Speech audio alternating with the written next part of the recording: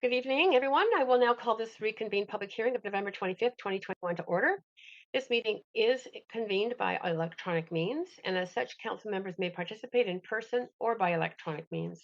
For council members participating by electronic means, please ensure your video is turned on and let the clerk know if you leave the meeting for the purposes of confirming quorum. If council members attending by electronic means lose connection during any portion of the meeting, we will recess the meeting until the connection is restored. If council members lose connection during the voting process, staff will get you back online quickly while we suspend the voting process. The contact information has been circulated to you. Members of the public can view the proceedings via the live stream and YouTube link, which will be tweeted out on @VanCityClerk. And may I start by acknowledging that we are on the traditional and unceded homelands of the Musqueam, Squamish, and Tsleil-Waututh people. Thank them for having cared for this land and look forward to working with them in partnership as we continue to build this great city together. I also want to take a moment to recognize the immense contributions of City of Vancouver staff who work hard every single day to help make our city an incredible place to live, work, and play. City Clerk, may we have the roll call, please? Mayor Stewart's on a leave of absence for civic business. Deputy Mayor Carr is in the chair. Councillor DeGenova. Present. Councillor Fry's absent. Councillor Swanson. Here. Councillor Hardwick. Present. Councillor Wiebe. Present. Councillor Boyle. Present. Councillor Dominato. Present.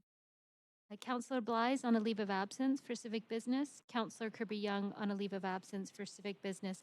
You have quorum, Deputy Mayor Carr. Thank you. And with a very different voice for Councillor DeGenova, I note. A reminder tonight that Council's role is a public hearing, as so to be a quasi-judicial body, which means Council is to only consider the merits of the rezoning application or heritage designation. After hearing from speakers, Council may 1. Approve the application in principle, or 2. Refuse the application, or 3. Refer the application to staff for further consideration. Council, as a reminder, we approved items 1, 2, and 3 of this public hearing on November 18th, and subsequently heard opening and closing comments from both staff and the applicant, heard from speakers, and closed the speakers list and receipt of public comments, and began a second round of questions to staff on item 4, which we will continue tonight.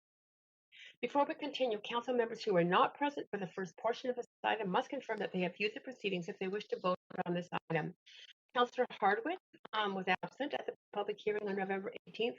Councillor Hardwick, have you reviewed the proceeding item and will you be voting? I have and I will. Thank you. So we are proceeding with item 4, rezoning 5812, 5844 Cambie Street. But before we continue, I'd also like to highlight for council that earlier today we received a yellow memorandum dated November 25th, 2021 from the General Manager of Arts, Culture and Community Service entitled Youth Engagement for Proposed Youth Center at 5812 Cambie Street. And when the time comes, we will need to move the recommendation for this item together with the yellow memo. On November 18th, we ended the meeting with Councillor Kirby-Young asking a second round of questions to staff.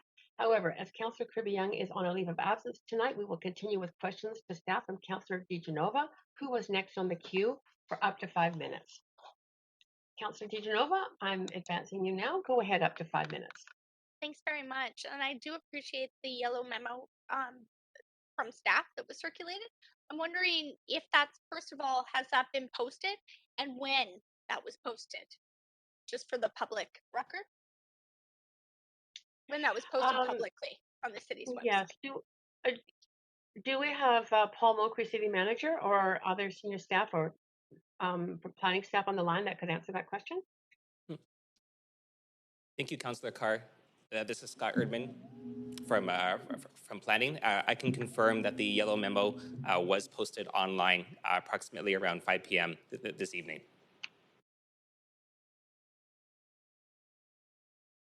Thank you very much. My next question is specific to the child care and that amenity and some of the other questions asked by other council members and speaker about having childcare not on the ground level. So can staff share whether or not this has been processed in the past? I know Creekside Community Center, a number of other child cares may not have child care on the main level, but they do have outdoor space on the level that they're on. Is that correct? Can you elaborate a little bit on that? Thank you for the question, Councillor DeGenova. I'm going to refer to my colleagues in ACCS to respond to your question. Hello, this is Ada Chen Russell. Just to answer that question, we do have a lot of our recent childcares have been on a podium level where there is actually space where it's adjacent to the indoor space, and that's the guidelines asking for indoor and outdoor adjacent spaces for the programs. Thank you. And is podium space in some ways, understanding that usually second level or a space on the podium of the building is often the space that we'll see leased to or reserved for nonprofit offices or other types of use. Does this also add another level of security to a childcare? Is that something that's been taken into consideration by staff? Hi, yes, this is Ada again. We do have some at grade childcare, so I don't think security is an issue, but most of the opportunities with the limited amount of ground level opportunities, we've been having it above the street level. Thank you. In a mixed use building, perhaps though, could this be seen as a security feature, and is that something staff has considered? I understand that some childcare obviously is at ground, often it's favorable, but I'm just wondering if that's considered in a mixed use building and environment, sometimes a little more secure. Yes, there's definitely a lot of the security measures above ground. Yeah. Also, on the youth center side, I'm wondering is there currently a youth center in this area? It had been alluded to that there was a community center that is going to be renewed. I remember it from my time at Park Board, but I'm just wondering. I mean, not all community centers are youth center focused. So I'm wondering, can we expect that Marpole will be youth center focused, or is there a need for a youth center or resources for youth in this community?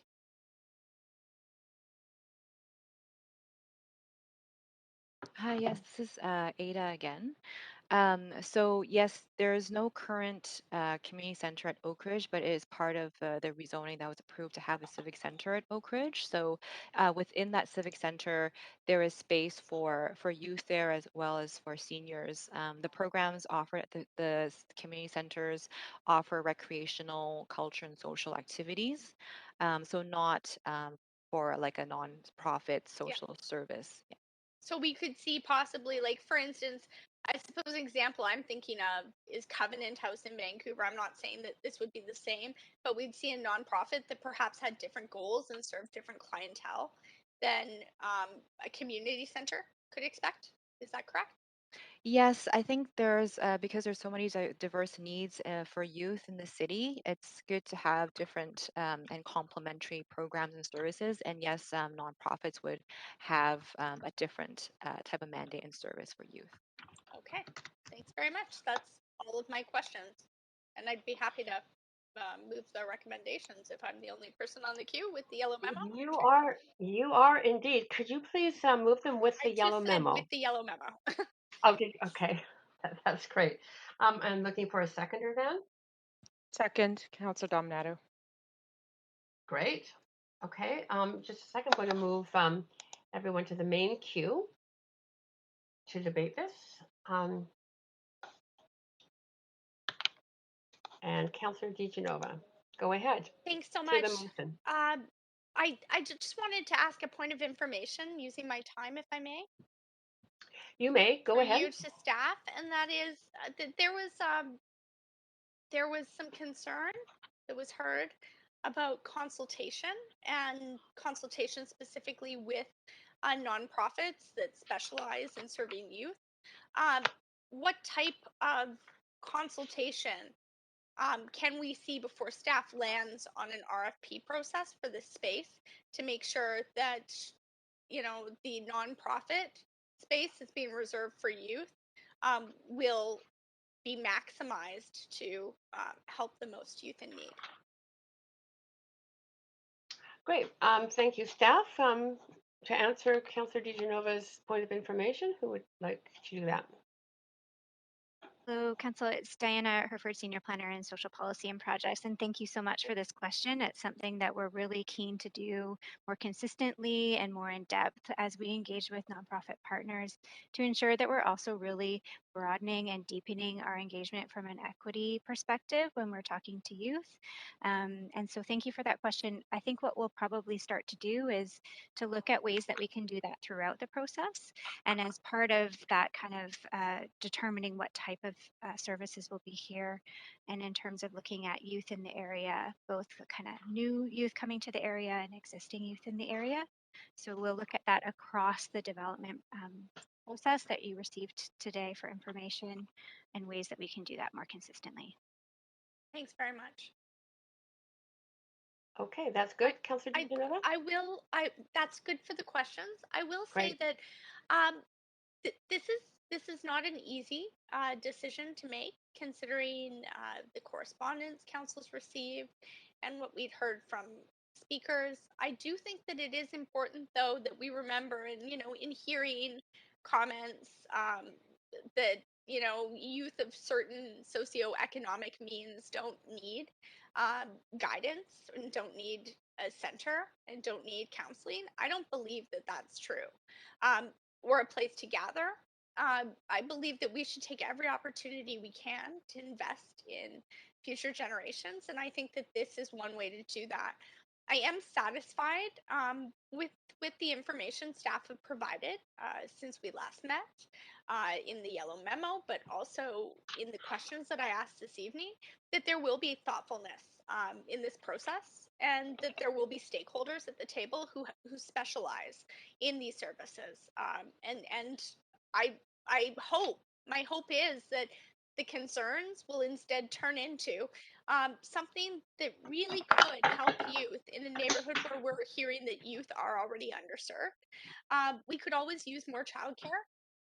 In Vancouver, I'd like to see it eventually be extended hours or 24-hour childcare.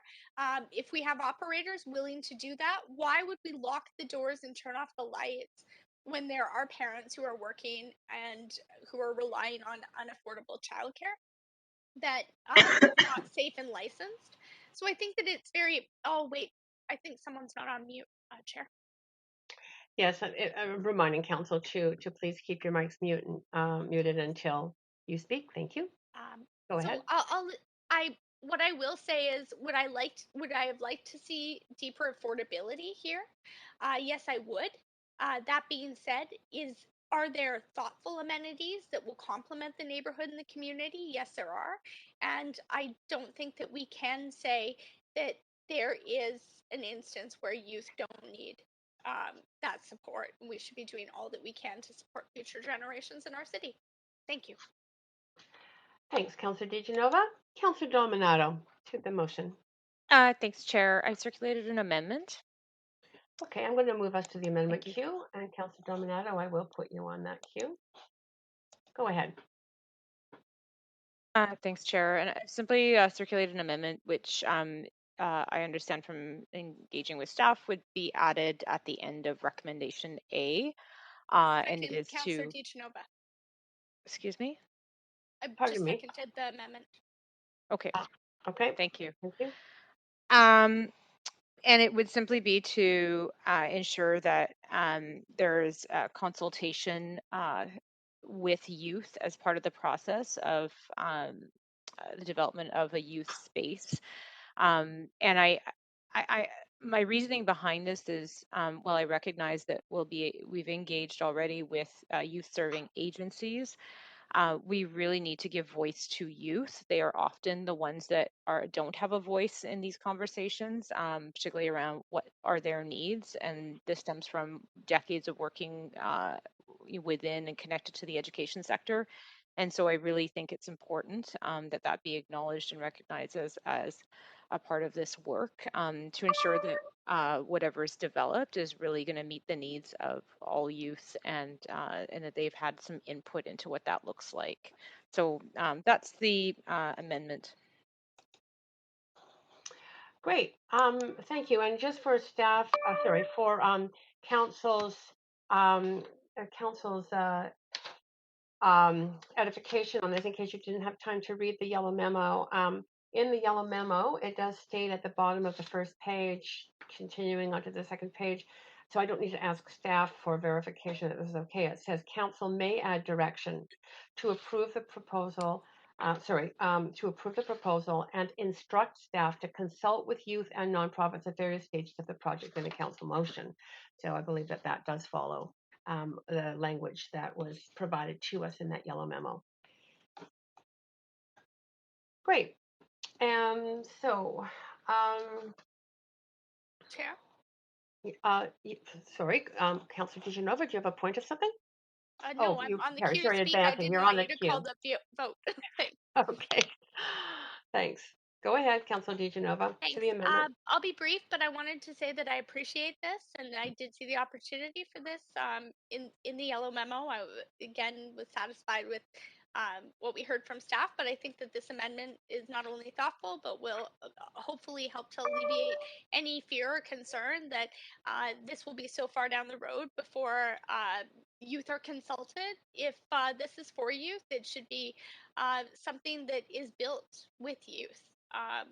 In mind, and I do think that it's important that we don't just look at community centers. I think community centers are wonderful, but each of our community centers throughout the city of Vancouver, and thinking about Marpole right now being one of the closest to this area, but these community centers, each of them are unique and each of them are known for different things. I think about the Killarney Senior Center that has culminated out of the Killarney Community Center, which serves many different groups of people, but for many years served seniors.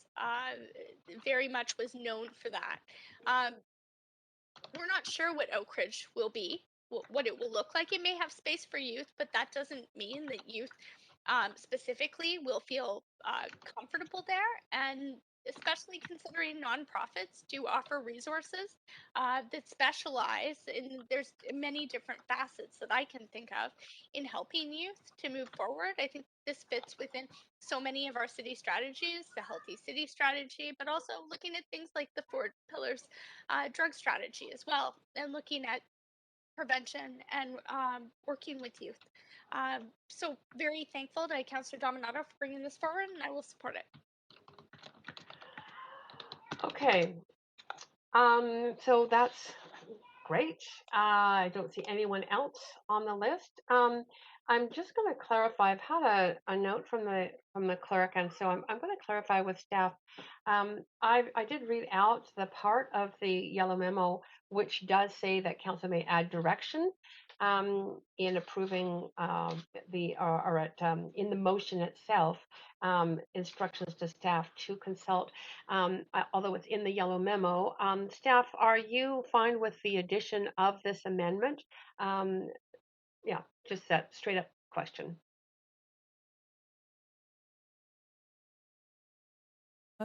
Thank you, Councillor Carr. This is Teresa O'Donnell, General Manager, and yes, we are fine with the amendment. Thank you. Great. Thank you very much. Appreciate that. Good. I don't see anyone else on the queue, so I think we are good to go with the vote. Clerk, if you could move that for us.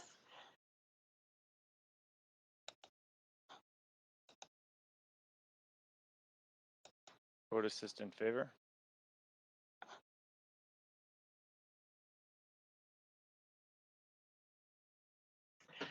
And that does pass unanimously.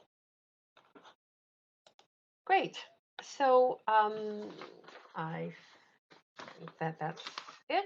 We now need just a motion to adjourn. Point of You can parliamentary vote on the procedure, motion. Chair. I think we were just voting on the amendment, the added Oh, I'm recommendation. sorry. So I That was think we just still the have. amendment. I'm so sorry. You're absolutely right. Yeah. We're not amended yet. We're not sorry. We're not at the motion to amend. All right. Back to the main queue. We're now dealing with the motion as amended. Councillor Dominato, you're I on the have nothing queue. further. Thanks. Okay.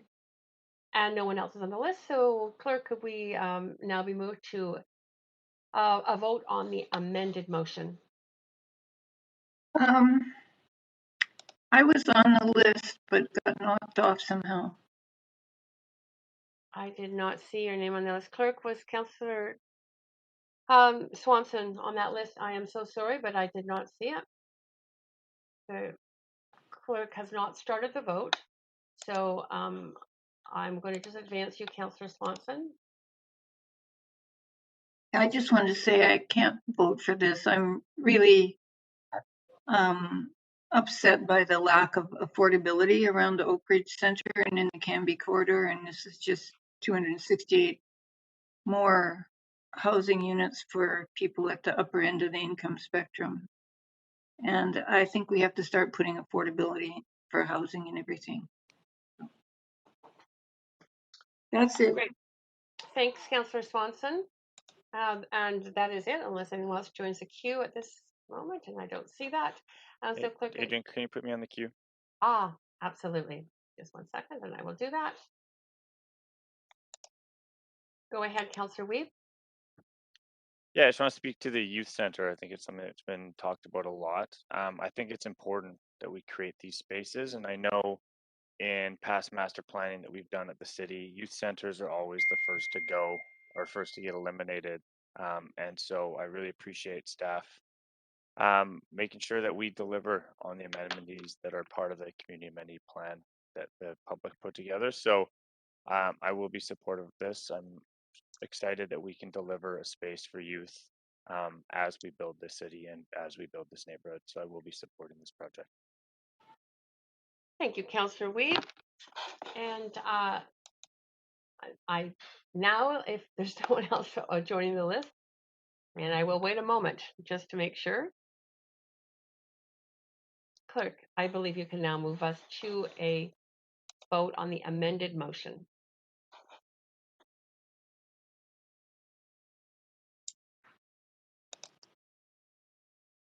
Chair?